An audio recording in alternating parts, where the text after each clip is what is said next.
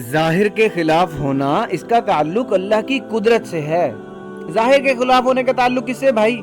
دیکھو نا، ملازمت آدمی کر رہا ہے، اس کا تو پتہ ہے 30,000 اس کی تنخواہ نہیں ہے، اس میں ظاہر کے خلاف کیا ہے؟ 30 دن دھکے کھاؤ، 30 دن بعد آپ کو تنخواہ مل جائے گی. دکان میں بیٹھو گے، کپڑے کی دکان ہے، کپڑا بکے گا تو پیسے آ جائیں گے، گاہک آئے گا تو پیسے آ جائیں گے. ظاہر کے خلاف نہیں ہونا.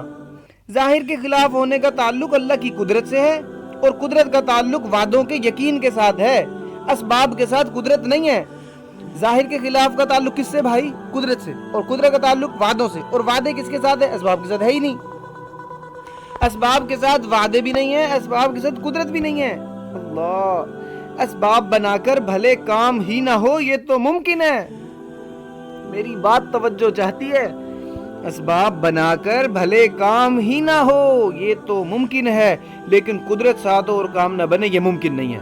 قدرت ساتھ ہو اور کام نہ بنے، یہ ممکن نہیں ہے. میرے دوستو، بہت ٹھنڈے دماغ سے اس کو سوچو کہ اللہ تعالیٰ کے سامنے کیا چیز بنا کر پیش کرنی ہے. اسباب بنا کر دعائیں مانگنی ہیں یا اعمال بنا کر پیش کر کے دعائیں مانگنی ہیں؟ اللہ کو اسباب بنا کر پیش کرنے ہیں یا اعمال بنا کر پیش کرنے ہیں؟ میرے دوستو، دعاؤں کا تعلق تو اسباب سے ہے ہی نہیں. دعاؤں کا تعلق تو اسباب کے ساتھ بالکل بھی نہیں ہے کہ تم اسباب بناؤ پھر دعا مانگو. دعا اور اسباب کا کوئی جوڑ ہے ہی نہیں. دعا اور اسباب کا کوئی جوڑ نہیں ہے، نہیں ہے، نہیں ہے. دعا اور اسباب کا کوئی جوڑ نہیں ہے. دعاؤں کی قبولیت تو اعمال کے ساتھ ہے، اسباب کے ساتھ تھوڑی ہے.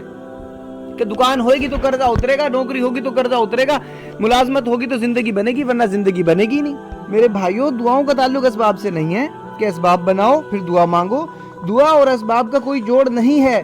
دعاؤں کی قبولیت تو اعمال کے ساتھ ہے، اسباب کے ساتھ نہیں ہے. اس بات کا یقین میرے دل میں آئے.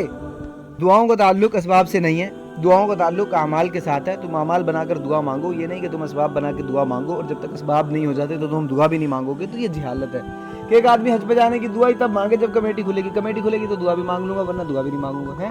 حضرت زکریا علیہ السلام نے 95 سال کی عمر میں اولاد مانگ لی اللہ سے. آپ اندازہ تو لگاؤ گے. پابند نہیں ہے. ہم نے تو اسباب کے یقین کی وجہ سے اپنی دعاؤں کو بھی پابند بنا کر رکھا ہے کہ جب اسباب ہوں گے تو دعا مانگ لیں گے، جب اسباب نہیں ہوں گے تو دعا بھی نہیں مانگیں گے. اور دعا نہیں مانگیں گے اس وجہ سے کہ پھر اللہ کیسے دے دیں گے، ابھی تو میرے پاس اسباب بھی نہیں ہیں. اب جب چونکہ اسباب نہیں ہیں تو پھر اللہ اب کیسے کر دیں گے میرا کام. یہ جہالت ہے، یہ غلط ہے. سیدھی سی بات ہے، سیدھا سا کلیہ ہے. جس کا اسباب پر یقین ہوگا وہ اسباب بنا کر دعا مانگے گا. جس کو یہ لگتا ہوگا کہ اسباب کے ساتھ وعدہ ہے، اسباب کے ساتھ قدرت ہے، تو پہلے دکان بنائے گا پھر دعا مانگے گا کہ اللہ اب تو کامیاب کر دے، میں نے دکان بنا لی ہے، کہ اللہ میری نوکری لگ گئی ہے، اب تو مجھے موٹر بائک دے دے، اب تو میرا گھر بنوا دے، اب تو میرا قرضہ اتروا دے، اب میری شادی کروا دے. کیونکہ اس کا یقین یہی تھا اسباب بن جائیں گے تو دعا بھی مانگ لوں گا. چونکہ اسباب نہیں ہے اس لیے دعا بھی نہیں مانگتا. اس کا اسباب پہ یقین ہوگا وہ اسباب بنا کے دعا مانگے گا، اور جس کا اعمال پر یقین ہوگا، جس کو یہ پتا ہوگا کہ وعدے اعمال کے ساتھ ہیں اور قدرت وعدوں کے ساتھ ہے، اور زمان آج سے پہلے جب بھی ظاہر کے خلاف ہوا ہے تو اسباب کے ذریعے سے نہیں ہوا بلکہ اللہ کی قدرت ساتھ ہوئی ہے تو ظاہر کے خلاف ہوا ہے. تو جس کا اس پر یقین ہوگا وہ اللہ کو اعمال بنا کر پیش کرے گا. بہت آسان بات ہے، اس میں سر پکڑنے والی کوئی بات ہی نہیں ہے.